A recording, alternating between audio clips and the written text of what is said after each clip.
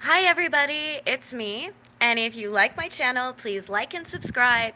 There's a little notifications bell either here or here, somewhere around there, where you can get notified as to when I go live.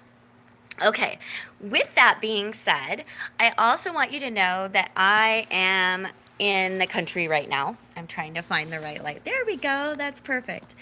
Okay, I am in the country right now, so if it goes blank for a second, understand that I will be back and resuming. So today I just kind of wanted to talk about what's going on and how the trip's been and everything like that. And the trip's been wonderful. It is lovely and fulfilling and amazing. And I'm just so thankful. And I really want to thank everybody who has been so supportive. And let me tell you, Bill, the Starbucks helped immensely. Hi, Becca. Um, So, on Saturday was the bachelorette party. And I was DD and photographer, of course, because I'm capturing all the moments from the beginning to the end, and it's going to be amazing. And so I was there, and honestly, the coffee just helped so much. But I do have to say, I was so exhausted afterwards. It has taken, like, I think it's because I don't go out late anymore. Like, if I am up late, I am usually painting or I will be screwing around on social media, but I'm never like out somewhere. And so it was definitely an experience. And I was so happy to be able to get there, and everybody had an amazing time. However, while I was at the bridal or the bachelorette party, um, I found out that my son had been arrested. Um, he is charged with assault and child endangerment, as far as I know. And so we have been trying to put in calls to CPS and the police to try to figure out where my grandchildren are, and knowing that they're not safe right now is really hard. Hello, Pasha. Um, and so that's difficult, but in the end, I just want everybody to know who's having trouble with children and addiction and all of that, just breathe. You don't have control over other people's actions. You only have control over yourself and your reactions to it. And so that's what I've been doing lately, is just breathing and understanding that other people and actions and events are not within my control. It's how I get through it that is within my control, and the most important. Hi, Mary. And so that's what's been going on. And I will admit, the last 2 days, I have been sleeping and exhausted and tired. And that's why I did not come online to update on the trip. Hold on. I am grabbing some coffee here because I need it. The weather's been beautiful. Good morning, Kate. Nice to see you. Um, and so so that's what was going on my front. And then I got a call from somebody about a child in an encampment. And that is one thing that I do love about what I do, is no matter where I am in the States, I do know what to do and get things taken care of where I'm from. And that's really important to me.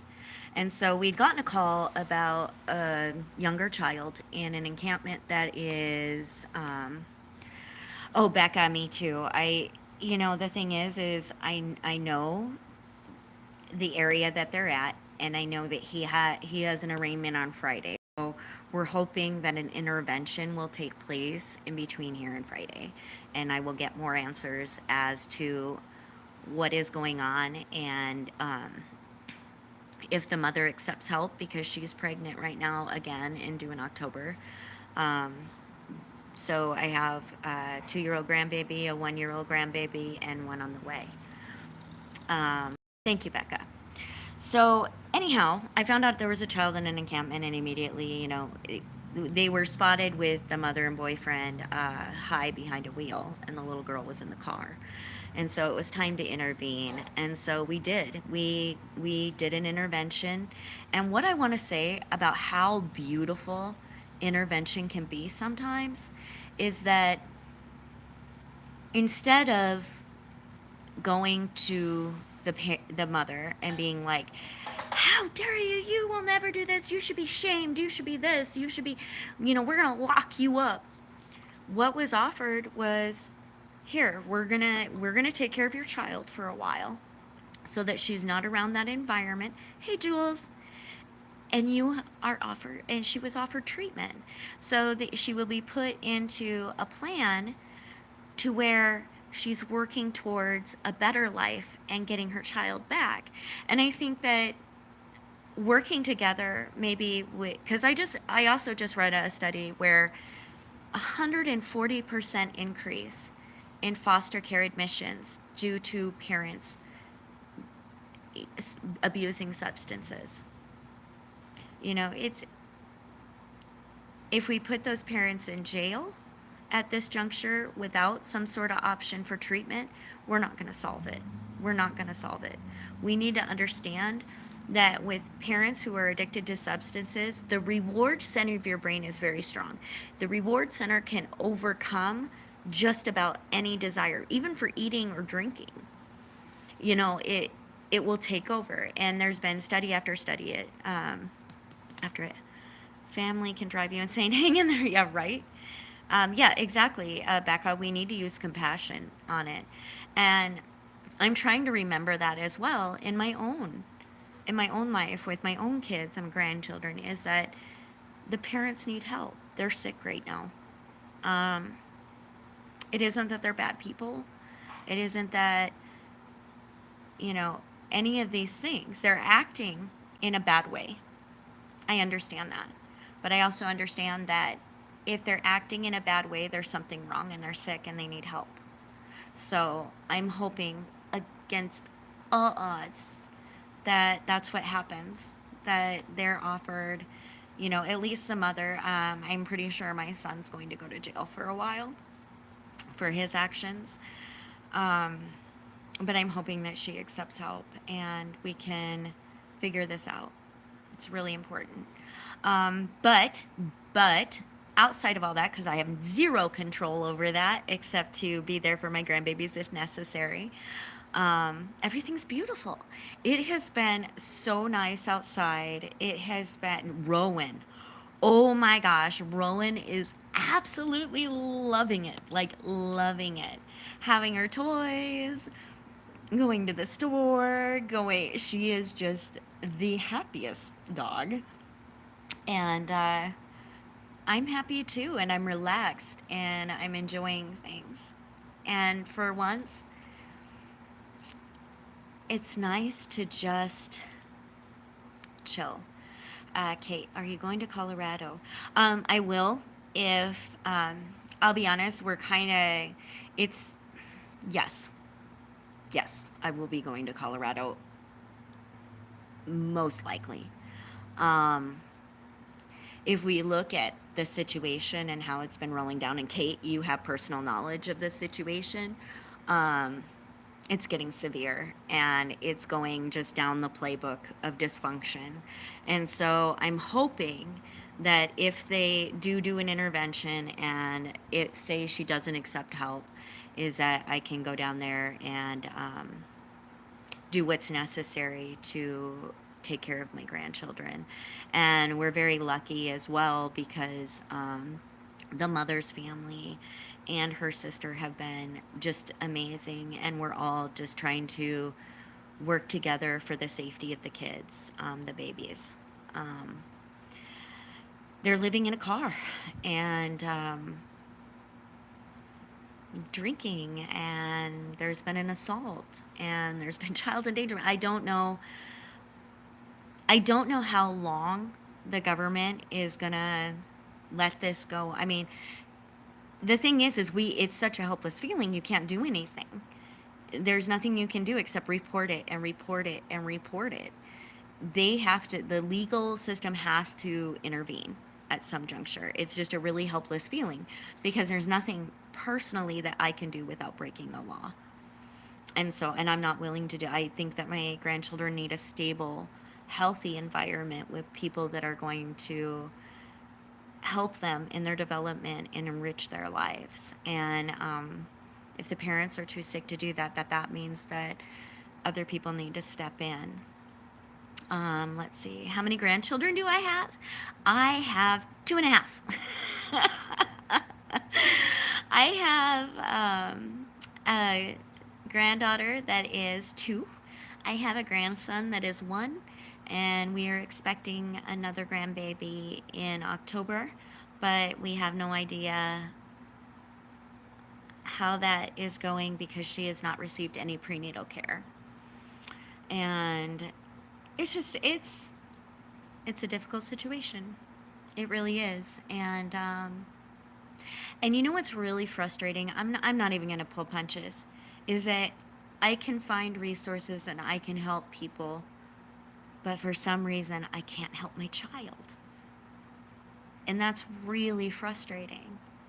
And it's kind of a disconnect, you know? I just don't understand. I mean, I do understand. I do. It most likely there will be somebody else who is just like me that will be able to help them.